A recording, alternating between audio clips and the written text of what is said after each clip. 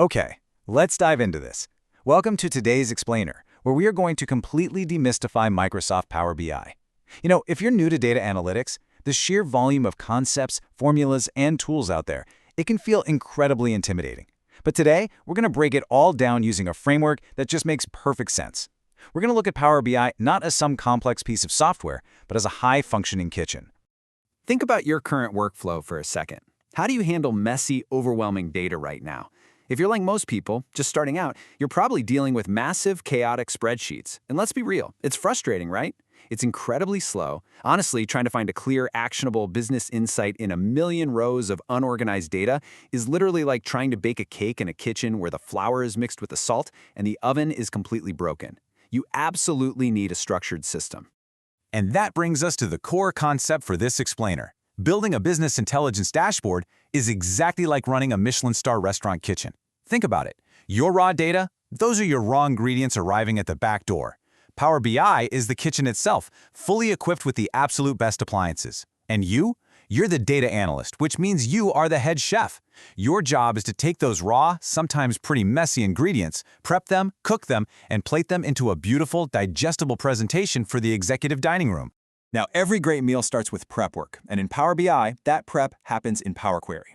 Think of Power Query as your data connection and transformation engine. This is where you ingest, clean, and shape your raw data. So this is basically washing the vegetables and chopping the meat.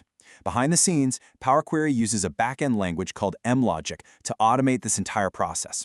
It documents your steps and specifically handles errors, like, say, stripping out null or blank values, so your final dish isn't ruined by one bad ingredient.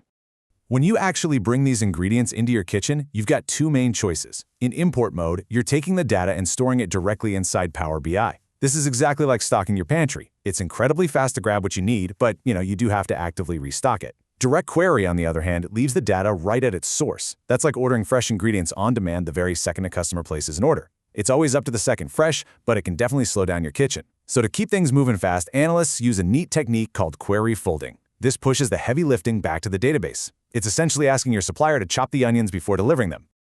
Okay, so once your ingredients are prepped, you've got to organize them. Enter data modeling. Data modeling is basically the relational architecture of your report.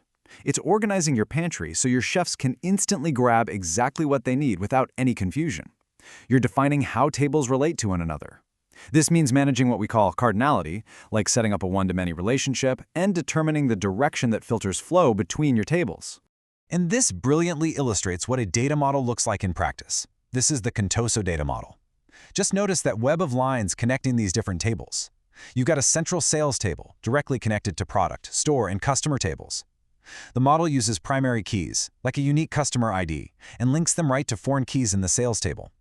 What this does is ensure that every single sale is perfectly tied back to the correct customer and product. That way, the data flows seamlessly when you ask it questions later on. As you're building this model, structure is absolutely everything. Here, we're contrasting a beautifully clean star schema with flat files or those messy snowflake schemas.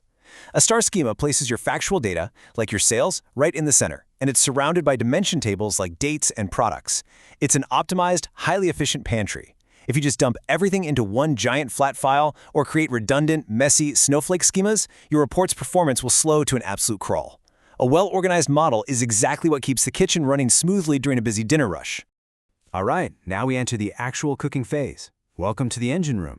This is DAX, which stands for Data Analysis Expressions. If the data model is your perfectly organized pantry, DAX is a secret sauce. It's the formula language used to create custom calculations and aggregations. This is where the magic happens. You take those raw, prepped ingredients and combine them into complex, highly valuable business metrics that just do not exist in the raw data alone. To really master DAX, you have to understand how it evaluates data.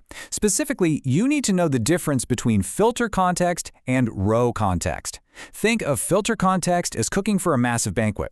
You're applying rules and aggregations to a whole subset of data all at once, like saying, show me all sales in the Western region. Row context, however, steps through a table line by line. It's much more like plating a single, highly customized order, where you calculate a value for one specific row before moving on to the very next one. Let's look at how this engine actually solves real-world problems. Here's a massive business challenge for you. How many customers came back this year?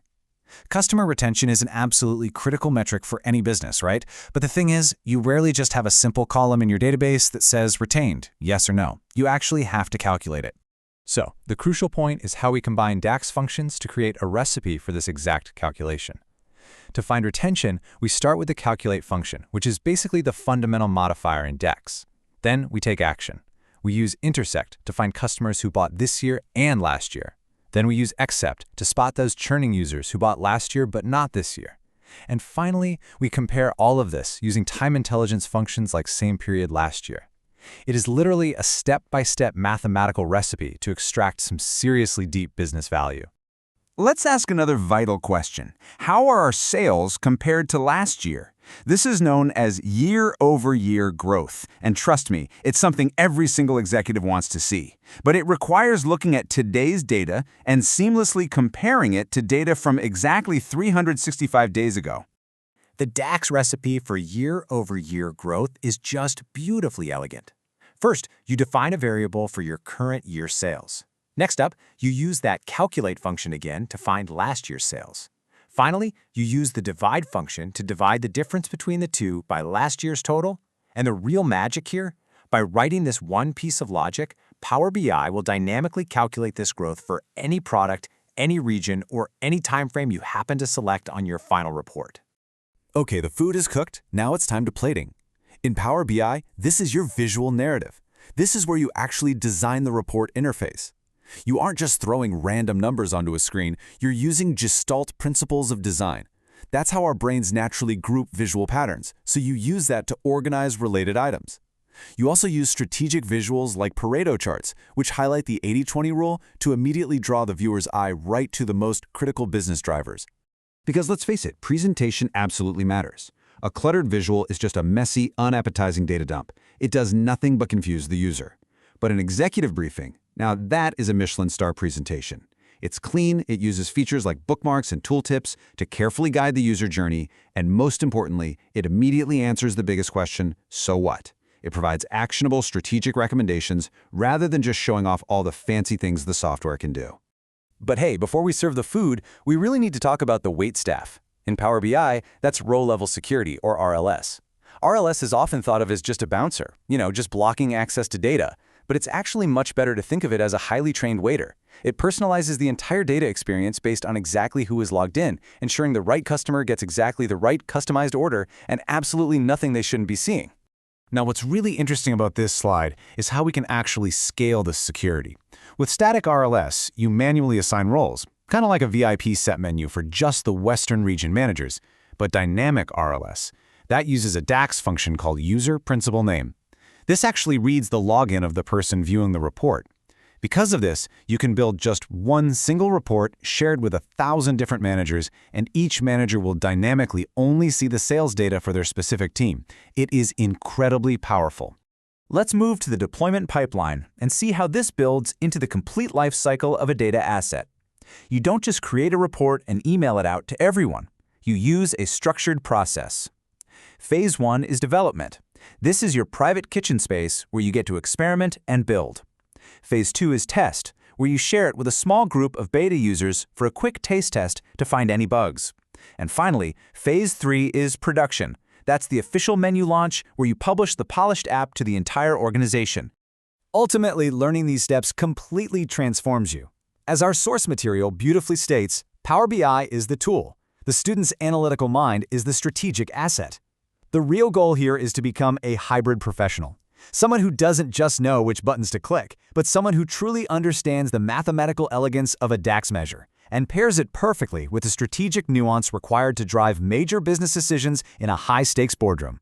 You've seen how the ingredients are prepped, how the kitchen is structured, how the secret sauce is made, and how the final dish is beautifully plated. So the only question left is, are you ready to put on the apron and become the head chef of your organization's data? The tools are right there waiting for you. Thanks so much for joining me on this explainer, and I will see you in the next one.